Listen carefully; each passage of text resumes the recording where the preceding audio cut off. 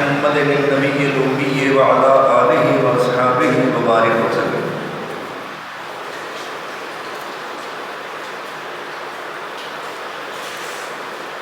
واجب تعظیم میں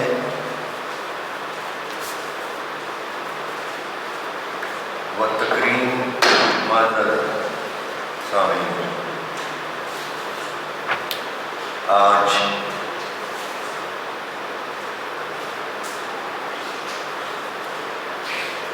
سال ہجری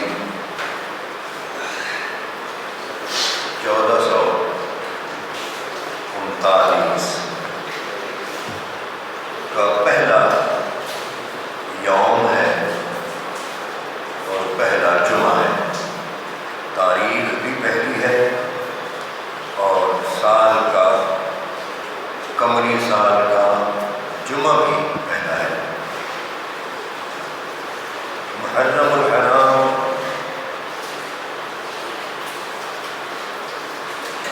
کی یکم سے اسلامی سال کا آغاز ہوتا ہے اور ذی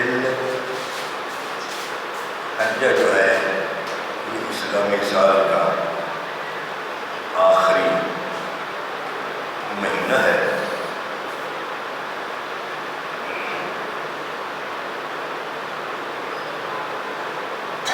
اس آخری اور اول مہینہ کو مد نظر رکھتے ہوئے علامہ رحمۃ اللہ تعالیٰ نے فرمایا غریب و سادہ و رنگین ہے داستان حرم، نہایت اس کی حسین ابتدا ہے اس بار۔ حرم کی جو داستان ہے وہ رنگین ہے۔ اس کا آغاز حرم کی آبادی کا آغاز جو ہے وہ حضرت اسماعیل علیہ السلام کی قربانی سے ہوا اور اس کی انتہا جو ہے ہمیشہ کے لیے حرم کی آبادی کی وہ حضرت سیدنا امام علی مقام علیہ السلام کی قربانی پر ہوا۔ علامہ رحمۃ اللہ تعالی علیہ کا ارشاد ہے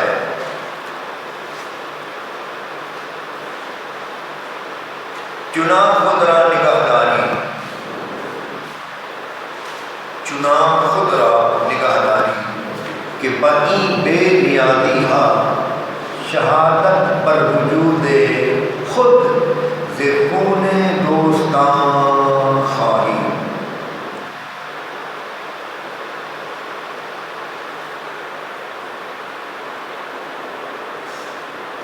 مقام بندگی دیگر، مقام عاشقی دیگر، ز نوری سجدہ میں خواہی، ز خاکی پیش اذان خواہی۔ تو نے اے ذات کبریا اور اے ذات بنیاد اپنے آپ کو منوانے کا ایسا ڈھنگ رکھا ہے کہ تو اپنی ذات کو دوستوں کے خون سے منواتا ہے۔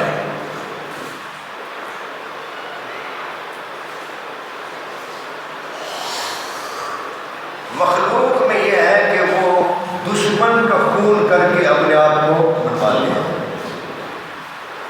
دشمن کا خون بہاتے ہیں اور اپنے آپ کو منواتے ہیں۔ تیری ذات نرالی ہے، تیرا قانون نرالا ہے، تو دوستوں کے خون سے اپنے آپ کو منواتا ہے۔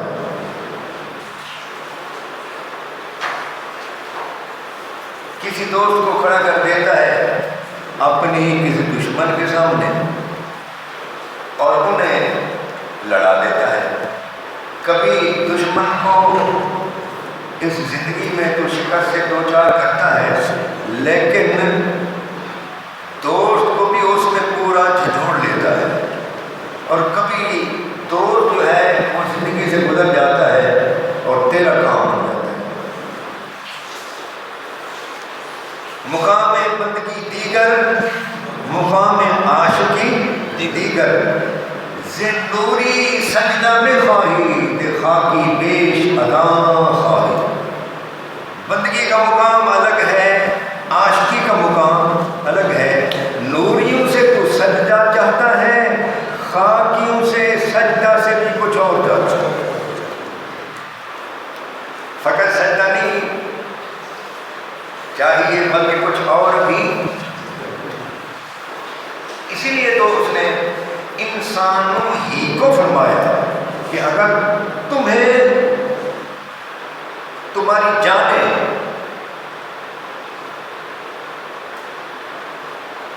مجھ سے زیادہ عزیز ہوں، بلکہ میرے محبوب پاک صلی اللہ علیہ وسلم سے بھی زیادہ عزیز ہوں، تو پھر تم تیار ہو جاؤ کہ اللہ تعالیٰ کا عذاب ہے۔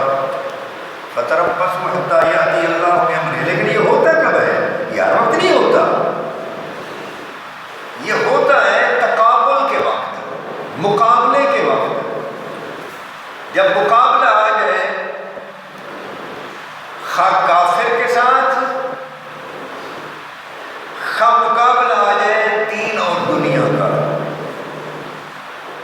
مثلا ایک آدمی کے بغیر جنگ کے ایک آدمی کے سامنے دین اور دنیا کا مقابلہ آ جاتا ہے، تو اس وقت کوئی آدمی دین کو مد نظر رکھے اور دنیا کا نقصان بھی ہوتا ہے تو اسے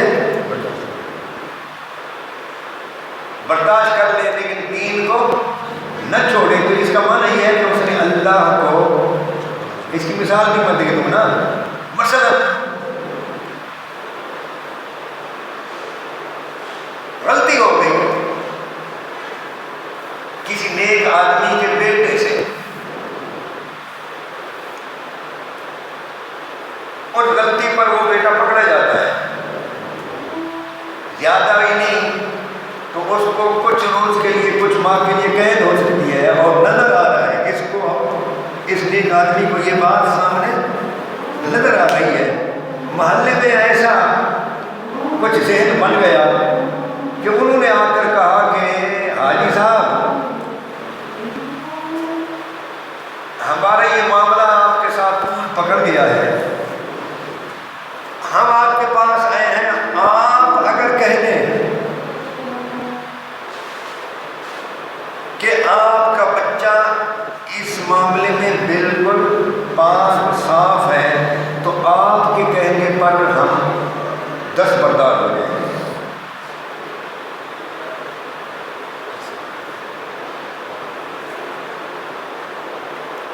آپ سمجھ گئے؟ یہ جانتا ہے کہ بچہ ملوث ہے،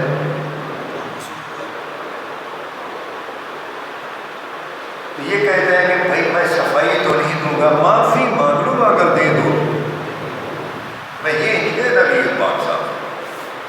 تو اس نے دنیا پر دین کو، کئی معاملات ہوتے ہیں، تو ایمان کا معاملہ ہے، اب یہ دین جو ہے یہ اللہ تعالیٰ کو ماننے کا نام ہے، تو پھر دین کو کیوں ترجیح دی؟ کوئی ذات اس کے سامنے تھی نا، ورنہ تو ایک بول بولنا تھا اور جگر کے ٹکڑے نے آزاد ہو جاتا تھا۔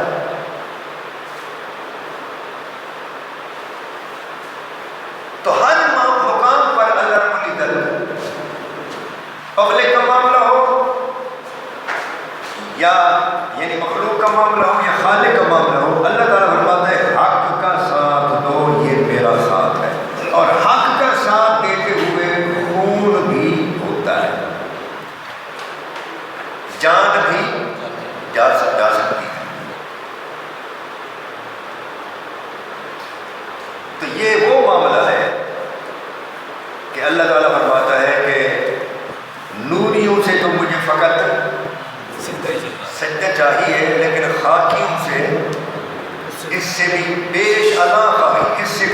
اوپر چاہیے. تو یہ پہلا دن ہے محرم کا، پھر پہلے جمعہ بن گیا ہے.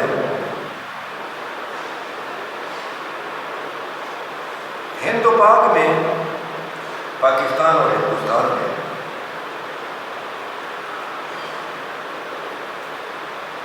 بنا دیا گیا ہے ایک معاملہ کہ یکم محرم کو حضرت سیدنا فاروق اعظم عمر بن خطاب رضی اللہ تعالیٰ عنہ کی شہادت ہوئی تھی. حالانکہ تحقیق کی روح سے یہ درست نہیں ہے.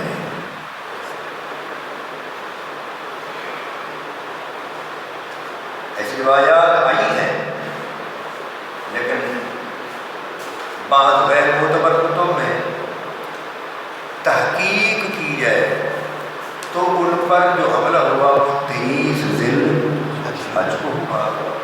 26 یا 27 کو ان کا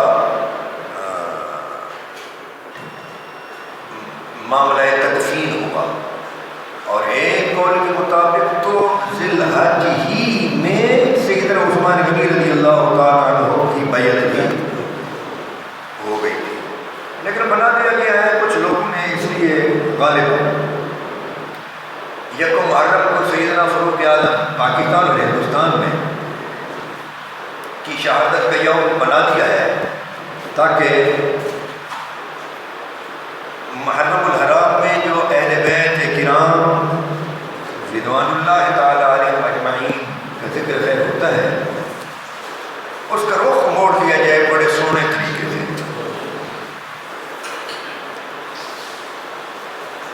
تاہم میں آج کے دن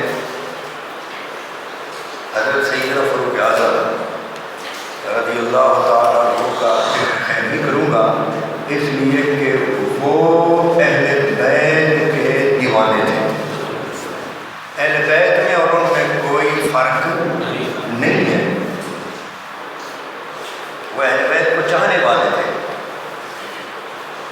اور دین کے انتہائی خیر خواہ تھے. ایک عام روایت جس کو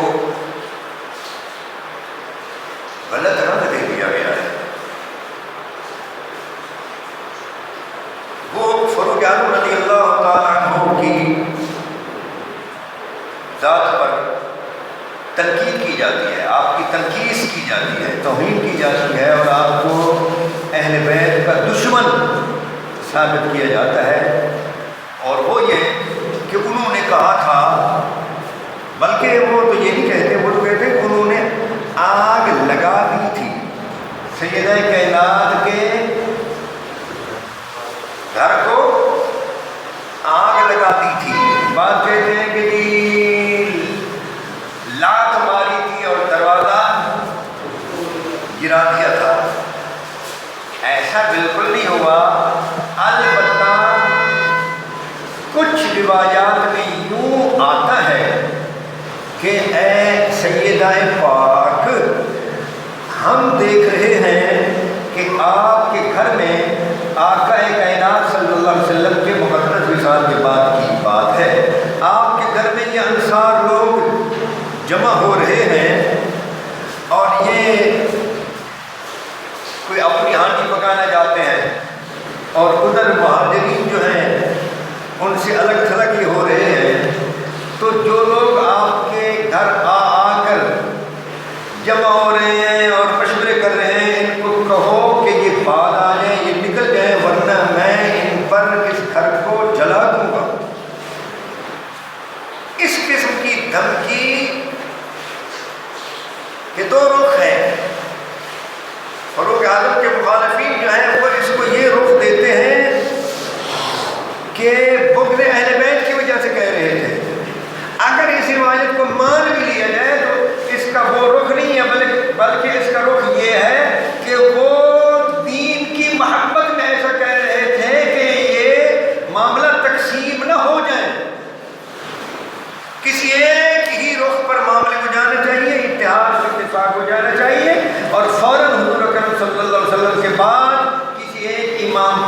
اتحاد ہو جانا چاہیے. یہ ایسے ہے جیسے کہ گھر کا وارث جو ہے نا، کسی گھر کا مالک کہے کہ یار یہ تم ہر وقت اس کمرے میں بیٹھے رہتے ہو، کام کے لیے نہیں نکلتے، تو ہجوم رہتا ہے، بعد آ جاؤ ورنہ میں اس کمرے کو یاد رکھا تھا، اس کمرے کو توڑ دوں گا، یہ کر دوں گا، وہ کر دوں گا. وہ ایک آبادی کے لیے آپ سمجھ گئے نا. تو جو روایت ہے وہ بھی غیر معتبر کتابوں میں ہے، لیکن اس کا رخ وہ نہیں جو یہ لوگ بیان کرتے ہیں فروغ اعظم کے مخالفین ہیں. یہ انتہائی محب تھے، اور اسی روایت کا ایک پہلا حصہ جو ہے وہ پتہ کیا ہے؟ وہ یہ ہے کہ انہوں نے پہلے یہ آ کر گفتگو کی کہ اے سیدہ پاک خدا کی قسم، مجھے رسول اللہ صلی اللہ علیہ وآلہ وسلم سب سے زیادہ محبوب تھے، اور ان کے بعد جو مجھے سب سے زیادہ محبوب ہے پوری مخلوق میں وہ آپ کی ذات ہے. پہلے یہ گفتگو کی، اس کے بعد فرمایا کہ یہ لوگ جو جمع ہو رہے ہیں ان کو سمجھاؤ. اب آپ سمجھ گئے؟ یہ خلیفہ ثانی ہے، بڑا کام کیا ہے انہوں نے. حضرت سیدنا ابوبکر صدیق رضی اللہ تعالیٰ عنہ کو تو وقت تھوڑا ملا ہے، اس لیے اسلامی حکومت کی جو بنیاد ہے کتاب و سنت کے بعد، اور جو خد و خال ہے، جتنا سیرت فاروقی سے لیے جاتے ہیں اتنا کسی اور سیرت سے نہیں لیے جا سکتے. ان کے بعد جو خلیفہ ہوئے ان پر تو بڑے بڑے صحابہ کرام جو ہیں آواز اٹھاتے تھے، اور آپ نے شاید پڑھا ہو ایک بہت بڑے صحابی ہیں، ان کا انتقال ہوا حضرت سیدنا عثمان غنی رضی اللہ تعالیٰ عنہ کی شہادت سے کچھ پہلے، اور وہ فرمایا کرتے تھے میاں اگر تم نے نمونہ اپنانا ہے، اسوہ اپنانا ہے، تو ان لوگوں کا اپناؤ جو دنیا سے جا چکے ہیں، ان لوگوں کا نہ اپناؤ جو موجود ہیں. اور وہ اپنے اس قول میں تعریض کرتے تھے، ایک اشارہ اور کنایہ کرتے تھے اس وقت کے خلیفہ پر جس کے دور میں وہ یہ بات، اور وہ تھے سیدنا عبداللہ بن مسعود. اس کو اپنانا ہے تو پچھلوں کا اپنا. اب وہ پچھلوں سے مراد یا تو وہ صحابہ چل دیے، یا پھر یہ دو خلفائے راشدین ہیں، شیخین کریمین. چونکہ گڑبڑ تو ہو چکی تھی نا. شاہ ولی اللہ کہتے ہیں، امام محمد بن شہاب زہری کہتے ہیں، حضرت امام حسن بصری کہتے ہیں کہ بھی معاملہ عزیمت اور استقامت سے رخصت کی طرف چلا گیا تھا. تو اب بھی آپ دیکھتے ہیں یہ تو میں بہت نیچے جا رہا ہوں نا، بہت گہرائی ہے. اب بھی گہرائی کے بغیر آپ دیکھیں، گہرائی کے بغیر آپ دیکھیں، آپ کو آپ کی کتابوں میں، سنت کی کتابوں میں خلفاء راشدین کے جو طریقے اور سنت جو ملے گی نا، سب سے زیادہ وہ فاروق اعظم ہے یا حضرت بکر صدیق. حضرت بکر صدیق کا نام کم اس لیے آتا ہے کہ ان کا عرصہ کم ہے، اور اس میں زیادہ بگاڑ بھی نہیں تھا. حضور اکرم صلی اللہ علیہ وسلم کی سیرت اور آپ کی زندگی کا سایہ ابھی باقی تھا. یہ جو ہے نا یہ اثرات نہیں آئے. آپ کو ایک بات سنا دوں، یہ اثرات جو ہے نا یہ ایسا ختم ہوتے ہیں، یکدم ختم نہیں ہوتے. ایک گھر کا سربراہ بھی انتقال کر جائے تو اس کے بھی اچھی عادات کے اثرات کچھ وقت تک رہتے ہیں، پھر ایسا ایسا اس گھرانے میں ادھر ادھر سے کوئی شیطانیاں آتی ہیں، کچھ دوسرے خیالات آتے ہیں، تو معاملہ بگڑنا شروع ہو جاتا ہے. ایک بات مجھے یاد آ گئی تھی، وہ میں سنوں. روحانی طور پر بھی ایسا ہی ہے. روحانی طور پر یوں کہ مرکات میں ملا علی قاری کی، اس میں ایک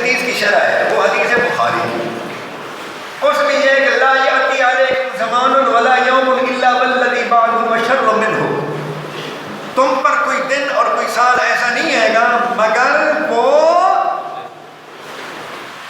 گزشتہ سال کی بنسبت برا ہوگا، کوئی دن اور کوئی سال جو بھی آئے گا وہ گزشتہ کی بنسبت۔ اس کی تشریح انہوں نے کی تو انہوں نے کہا کہ یہ بالکل ہی ہر لحاظ سے فٹ نہیں ہے۔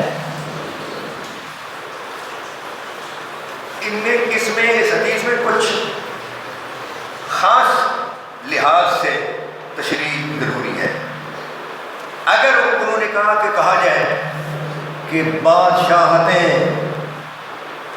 جو ہیں وہ پہلی کی بنسبت جو بعد کی ہیں وہ زیادہ خراب ہوگی، تو کہنے لگے یہ پھر پورا فٹ نہیں ہوتا، اس لیے کہ حجاج پہلے ہے اور عمر بن عبدالعزیز۔ آپ کو بات سمجھ آ رہی ہے نا؟ ذہن حاضر رہے کہ حجاج ظالم تھا، اگر بعد میں آنے والا ہر دن ابتر ہے تو پھر عمر بن عبدالعزیز تو اتنا عادل تھے کہ ان کو فاروق ثانی یا عمر ثانی کہا جاتا تھا۔ تو پھر وہ اس حدیث کا یہ مطلب درست نہ ہوا۔ انہوں نے کہا اس کا ایک مطلب یہ ہے کہ لوگوں کے اندر سے خالصیت جو ہے نا وہ آہستہ آہستہ کم ہوتی جائے گی۔ یہاں ایک جملہ یہ بھی پیش کرتا چلوں کہ مولانا شیخ الحدیث مولانا زکریا سہارنپوری علماء دیوبند سے ہیں، اچھے عالم دین ہیں، انہوں نے لکھا ہے کہ بھائی مجھ سے پوچھو تو ہر چیز میں کمیاں ہیں۔ بہت لمبی تشریح کی انہوں نے، ان کی کتاب لامع الدراری علی جامع البخاری، اس میں لمبی تشریح کرتے آخر میں لکھا کہ مجھ سے کوئی پوچھے تو میں کہتا ہوں ہر چیز میں کمیاں، ہر چیز پہلے سے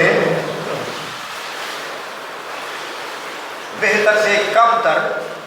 وہ کہنے لگے، مثال ہم نے دی کہ بھئی ایک وقت تھا کہ ہم صبح کی جو روٹی ہے نا، صبح جو ناشتہ ہوتا تھا ماں کے ساتھ بیٹھ کر لسی یہ وہ مکھن، تو وہ رکھ دیتے تھے، اور دیگر کے وقت نا عصر کے وقت بھوک لگتی تھی تو یہ نہیں کہ پھر پکاؤ یہ کرو، کون چولہا جلائے گا، کون لکڑیاں وہ کرے گا، وہی پکی ہوئی ہے وہی رومال میں کہنے کے اٹھاتے تھے، بڑی نرم بڑی مزیدار کھاتے تھے، روکھی بھی کھا جاتے تو مزہ ہوتا تھا۔ آج کل تو سالن کے ساتھ ملتا مزہ۔ یہ انہوں نے اس حدیث کی تشریح کے ساتھ لکھا ہے، لیکن جملہ یہ پھر حقیقت ہے ویسے کیا خیال ہے؟ لیکن ملا علی قاری نے لکھا ہے کہ میاں آقا کی ذات پاک کی روحانیت کا جو تصرف ہے وہ جو دن گزرتا جائے گا اس روحانیت کے لینے والے جو ہے، روحانیت پوری ہوگی، روحانیت کو لینے والے مستفیض فیض حاصل کرنے والے جو ہیں ان کی استعداد میں کمی ہوتی جائے گی۔ تو اس کی انہوں نے یہ مثال دی کہ جامع مسجد دمشق میں ایک بزرگ بیٹھے تھے، رات کی کوئی کافی ڈھل جانے کے بعد اندھیرا چھایا ہوا تھا، ان کے من میں خیال ہے، دل میں خیال ہے باہر جا اور باہر دیکھ کوئی پریشان ہے، اپنی عبادت میں بیٹھے اور ادھر دل اکسا رہا ہے کہ تو باہر جا، باہر کسی کوئی پریشان ہے اس کی پریشانی کا اظہار ہے۔ وہ کہتے ہیں میں باہر نکلا تو اندھیرا تھا، مسجد کے بالکل باہر کے دروازے سے نکل ادھر دیکھا تو ایک جگہ دیوار کے ساتھ مجھے کوئی زیادہ سیاہ جگہ نظر آئی، تو میں قریب کیا تو وہ ایک عورت تھی۔ تو میں رک گیا، تو میں نے کہا بیٹا بہن آپ راستہ بھٹک گئی ہیں یا آپ اپنے گھر جانا چاہتی ہیں اور تنہا جانے سے گھبرا رہی ہیں، تو اگر ایسی بات ہو تو آپ اپنا سر ہلا دیں تو میں آپ کو آپ کے گھر تک چھوڑوں۔ تو انہوں نے کہا ایسا ہی ہے جیسا آپ سمجھیں۔ تو یہ کہ انہوں نے کہا کہ آپ مجھے یہ بتلا دیں کہ میں کس طرف کا رخ کروں، تو آپ پیچھے سے مجھے بتلا دیجیے، میں آگے چلتا ہوں آپ کے۔ اس طرح وہ کہتے ہیں کہ میں نے ان کو گھر پہنچا دیا بیوی کو۔ 4 سال کے بعد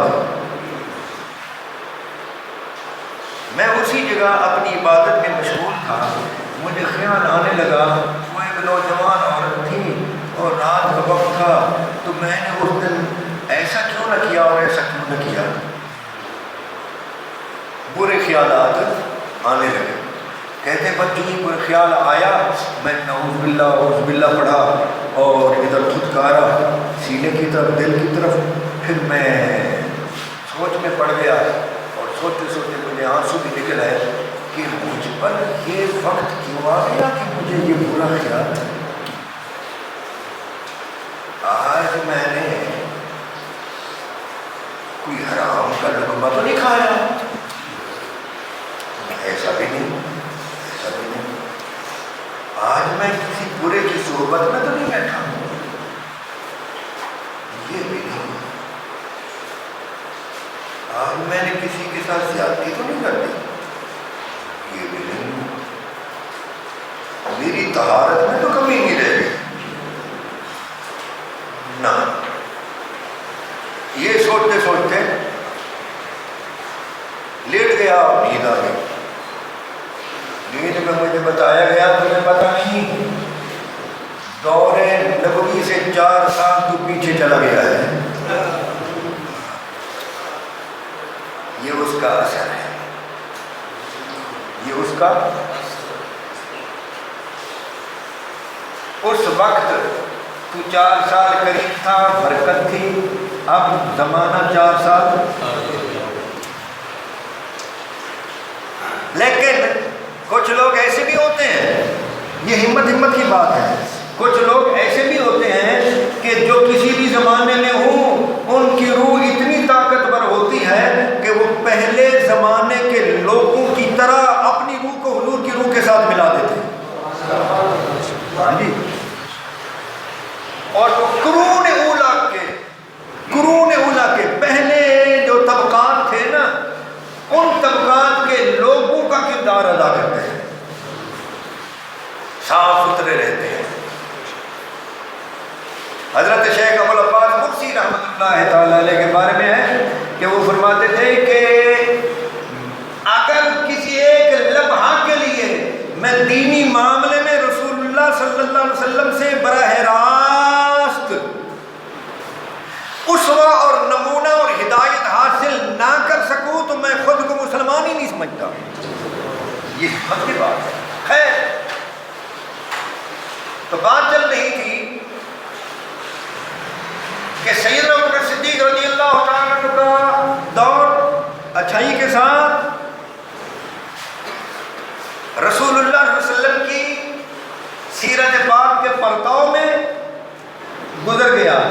فاروق اعظم کا دور انتہائی عظیمت اور استقامت کی وجہ سے، آقا نے پہلے ہی فرمایا تھا اگر تم ابو بکر کو بناؤ گے تو وہ بدن میں ضعیف ہوں گے، لیکن امر الہی کے نفاذ میں ضعیف نہیں ہوں گے۔ اور عمر کو بناؤ گے، یہ یاد رکھنا کہ حضور نے کسی کو نہیں بنایا۔ اگر آپ کو آج سے پہلے یہ بات معلوم نہ ہو تو یہ یاد رکھنا، نبی کریم صلی اللہ علیہ وآلہ وسلم نے کسی کو نامزد نہیں کیا خلیفہ، لوگوں پر چھوڑا ہے۔ آپ سمجھ گئے؟ سیدنا ابوبکر صدیق رضی اللہ تعالیٰ عنہ کو حضور نے خود خلیفہ بنایا نہیں ہے۔ نماز پڑھا لینا، میں اگر نہ بیٹھا ہوں تو کسی کو کہنا بھی ابوبکر صدیق سے مسئلہ پوچھنا، یہ اشارے کنائے الگ ہیں۔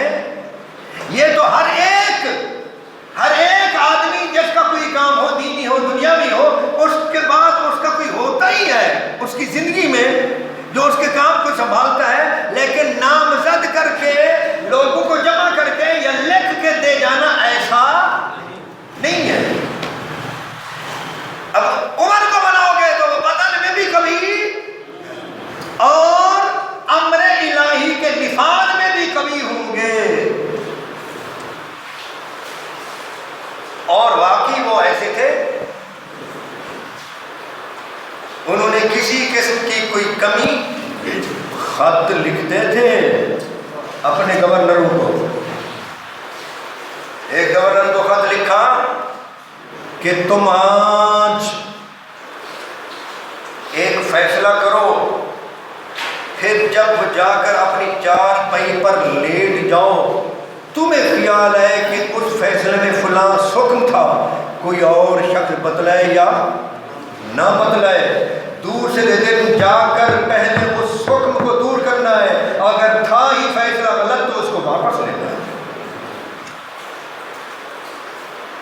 ایسا جب خلیفہ ہو اور ایسا جب حاکم ہو تو کہیں بگاڑ آ سکتا ہے. سورہ نساء ہے نا، یہ سورہ نساء یہ چوتھے پارے سے شروع ہوتی ہے اور چھٹے پارے میں جا کر ختم ہوتی ہے. اس کے چوتھے پارے کے آخری صفحے پر ایک آیت ہے، وَآتَيْتُمْ إِحْدَاهُنَّ قِنْطَارًا فَلَا تَأْخُذُوا مِنْهُ شَيْئًا. یہ اس کے الفاظ ہیں آیت کے. اس آیت کے تحت اکثر مفسرین نے لکھا ہے، اس آیت کا نمبر ہے 20، النساء 20. اس کے تحت لکھا ہے کہ ایک مرتبہ سیدنا فاروق اعظم رضی اللہ تعالیٰ عنہ خطبہ دے رہے تھے، اور ان دنوں آپ کو کسی نے شکایت کی تھی کہ آج کل نا حق مار بڑا لمبا چوڑا قائم کیا جا رہا ہے، حق مار باندھا جا رہا ہے، ذرا اس پر نظر ثانی فرمائیں، ذرا لوگوں کو تنبیہ کر دے. تو توجہ اس دلانا ہوتی ہے حاکم کو، شکایت کر کے درخواست کر کے. تو آپ کے علم میں بھی ایسا تھا، لیکن کسی نے جب درخواست کی تو خطبہ دینے کے لیے گئے دوسرے امور کے لیے، تو آخر میں یہ بھی تھوڑا سا، او بابا حق مار تم بہت لیتے ہو، ہے جی، اپنی بیٹی اپنی بہن کے حق مار بہت قائم کرتے ہو لمبا چوڑا، اس میں کچھ کمی کرو. بلکہ میرا خیال یہ ہے کہ 400-450 درہم تک حق مہر رہنے دیا جائے، اس سے جو زیادہ مقرر کی جائے گی تو وہ زیادتی، وہ اضافہ جو ہے وہ لے کر بیت المال میں جمع کر دیا جائے گا. یہ آرڈر سنا دیا، تقریر پوری ہو گئی، نیچے اترے، ایک دراز قد خاتون سامنے آئی. رک جائیے امیر المومنین، رک گئے. کتاب اللہ تعالی، اس کی زبان سے یہ الفاظ نکلے، کتاب اللہ تعالی احق ان یتبع ام قولک، اللہ کی کتاب زیادہ حق رکھتی ہے کہ اس کی اتباع کی جائے یا آپ کا قول.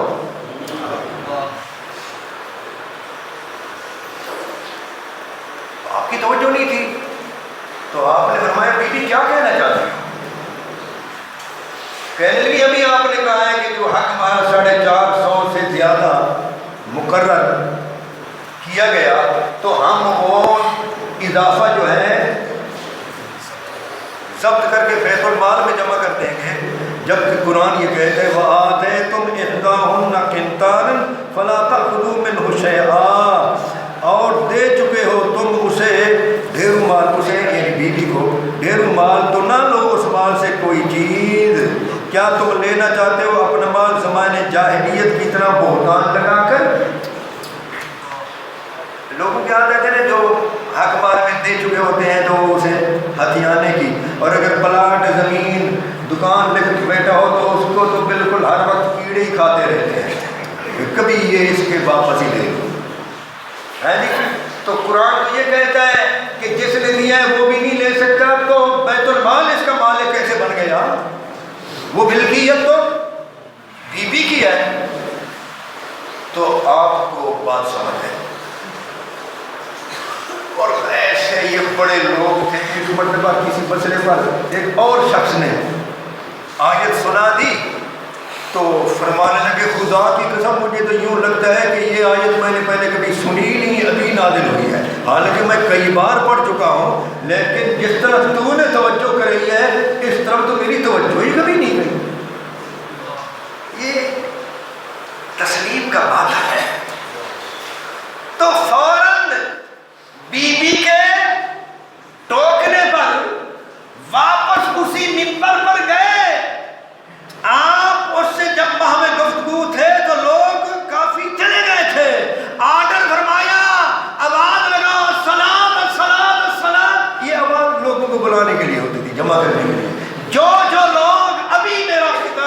چکے ہیں وہ سارے واپس آئے، سب آ گئے۔ تو ممبر پر آپ نے فرمایا میں نے مسئلہ ایک حق مہر کے بارے میں یوں بیان کیا تھا، ایک بی بی نے مجھے آیت سنا کر اس کی طرف توجہ کرائی ہے، میں برملا کہتا ہوں امرأۃ اصابت و امیر اخطا، عورت نے حق کہا، امیر المومنین نے غلطی کی۔ بولیے جب ایسا شخص ہو تو معاشرہ چلے گا یا نہیں؟ عدل قائم ہوگا یا نہیں؟ اسی لیے مخلوق ذی روح، مخلوق ذی روح تو کجا جنہیں ہم غیر ذی روح سمجھتے ہیں، انہوں نے تو اس مخلوق کو بھی ڈانٹ دیا اور زمین پر ایک درہ مار کر یا لات مار کر فرمایا اے زمین تو کسی بڑھیا کی گری ہوئی دہی کو کیسے پی گئی، یہ ظلم تو نے کیسے کیا، کیا عمر نے تجھ پر رہ کر کوئی بے انصافی کی ہے؟ یہ روایت اتنی معتبر نہیں، لیکن ایک اور حدیث ہے وہ صحیح ہے، اس میں یہ ہے کہ اگر تم اللہ تعالیٰ سے ڈرو تو زمین و آسمان کی ہر چیز تم سے ڈرے گی۔ لہذا اس صحیح حدیث کی تقویت اس واقعہ کو مل سکتی ہے، اور وہ دریا کی طرف آپ کا خط یہ ساری چیزیں جو ہے نا، جب اللہ تعالیٰ ایک حدیث پاک ہے، حدیث قدسی، اللہ تعالیٰ کا ارشاد ہے اور اللہ الی الدنیا ان اخدمی من خدمنی واطعبی من خدمک، اللہ تعالیٰ نے دنیا کو وہی فرمائی کہ جو میری عبادت کرے، جو میرا فرما بردار ہو تو اس کی فرما بردار ہو جائے۔ اللہ تعالیٰ نے دنیا کو وہی فرمائی جو میرا خدمتگار، میرا عبادتگار ہو تو اس کی خدمتگار ہو جا، اور جو تیری خدمت کرے تو اس کو تھکا دے، ہے یا نہیں؟ جو تیری خدمت میں لگ جائے تو اس کو تھکا دے۔ وہ اس کی تشریح اب اگر آپ اپنے ماحول میں جو کچھ ہو رہا ہے اس میں بھی غور کر کے تشریح ڈھونڈنے چاہیں تو مولوی کی تقریر کی ضرورت نہیں۔ تو آج ہند پاک میں، جیسے کہ میں پہلے عرض کر چکا ہوں، ہند پاک میں یکم محرم کو سیدنا فاروق اعظم رضی اللہ تعالیٰ عنہ کا یوم شہادت جو کہ بنا دیا گیا ہے جی، اس لیے میں نے بھی چاہا کہ اس کا ذکر خیر کر دوں۔ حقیقت میں ان کا یوم شہادت یکم محرم نہیں ہے، لیکن بعض اچھے کام، بظاہر اچھے کام کچھ غلط مقاصد کے لیے بھی کیے جاتے ہیں، جیسے کہ مسجد درار جو ہے، مسجد بنانا تو اچھا ہے نا، لیکن وہ بنائی اس لیے جا رہی تھی کہ دوسرے جو کزن تھے انہوں نے مسجد قباء بنائی تھی، ان قدروں کی جو ایک رونق ہو گئی تھی، اس رونق کو ختم کرنے کے لیے چچا کے بیٹے نے، چچا کی اولاد نے مسجد درار بنانا۔ کام تو اچھا ہے لیکن قرآن نے کہہ دیا، قرآن ایسی مثالیں ہمیں کیوں دیتا ہے تاکہ قرآن کی روشنی میں ہم اپنے دور کو سمجھ سکیں۔ تو حضرت کا وصال جو ہے وہ 26-27 کو ہوا، جو لوگ کہتے ہیں کہ 26-27 کو حملہ ہوا اور تدفین جا کر یکم کو ہی، ان کا قول اتنا معتبر نہیں ہے جتنا ان کا قول معتبر ہے، جو کہتے ہیں 23 کو حملہ ہوا اور 26 کو تدفین ہوئی۔ آپ سمجھ گئے؟ لیکن یکم کو بھی ہوئی ہو، 2 کو بھی ہوئی ہو تو ہم تو ذکر خیر کریں گے۔ محرم الحرام میں اہل بیت کرام رضی اللہ تعالیٰ عنہ کے علاوہ اور بھی تو بڑی ہستیوں، ان سے پہلے بڑی ہستیوں کا وصال ہوا، وفات ہوئی، انتقال ہوا، تو اس میں کون سی دوئی ہے؟ اہل بیت اور صحابہ فرق نہیں. سارے صحابہ اہل بیت کے محب تھے اور اہل بیت سارے کے سارے اہل بیت جو ہیں وہ صحابہ کرام رضوان خصوصاً خلفائے راشدین رضوان اللہ تعالیٰ علیہم اجمعین کی خلافت راشدہ کے پاسبان تھے. وہ کسی کو غلط نہیں بولنے دیتے تھے. اتنی ہی سمجھ لیں. اور ایسی مثال بعد والے خلفائے راشدین کے بعد جو ہیں ان کے ہاں نہیں ملے گی کہ ممبر پر بیٹھے ہیں. یہاں بات نہیں ہوتی ہے صاحب, ممبر پر بیٹھے ہیں, مسجد نبوی کا ممبر ہے کہ ایک لڑکا آ گیا, چھوٹا سا بچہ 6-7 سال کا. 2 مرتبہ ایسا ہوا, امام حسن سے بھی ہوا, امام حسین سے بھی ہوا. آئے اور آ کر بازو پکڑا اور کہنے لگے اتر جاؤ, ہمارے پاپا کے ممبر سے اتر جاؤ, تم اپنے پاپا کے ممبر پر چلے جاؤ. اتنا چھوٹی عمر تھی کہ خود ہی جھک کر اس بچے کو اٹھایا اور اپنے ساتھ بٹھایا اور کہنے لگے بیٹا میرے پاپا کا تو کوئی ممبر نہیں. یوں بھی کہہ سکتے تھے چل دوڑ جاؤ, کون سا تیرا پاپا ہو گیا, لیکن میرے پاپا کا تو کوئی ممبر نہیں ہے, یہ ممبر آپ کا ہے, آپ کے پاپا کا ہے. اور پھر سر سے امامہ اتارا اور زلفیں پکڑی لمبی لمبی, اور زلفیں پکڑ کر کہنے لگے ہمیں یہ عزت اور عظمت جو ملی ہے یہ اللہ کی طرف سے اور آپ کی طرف سے ملی. بلکہ ان کے الفاظ تو یہ ہیں کہ ہمارے سر پر یہ جو زلفیں ہیں نا یہ اللہ نے, ان کے الفاظ یہ اللہ نے اگائی ہیں اور تم نے اگائی ہے.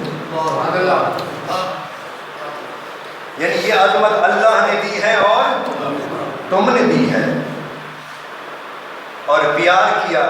سامنے مولا علی بیٹھے تھے, مولا علی نے فرمایا اس بچے کو یہ بات میں نے نہیں سکھائی. انہوں نے کہا خدا کی قسم میرا آپ کی طرف خیال ہی نہیں گیا. اب کیوں سکھائیں گے, یہ بچہ ہے, بچے کے ذہن میں خود ہی آئی ہے اور یہ بات اس بچے نے صحیح کہی ہے. میرے باپ کا ممبر کہاں ہے؟ یہ ساری عظمتیں تم نے ہی دی ہیں, تمہارا ہی دین ہے, تمہاری کتاب ہے, تمہارے ہی ممبر ہے, تمہارے ہی محراب ہے, تمہارے ہی کعبہ ہے, تمہاری ہی مسجد ہے, تمہارا ہی اسلام ہے. ہم تو مظاہرے ہیں, ہم تو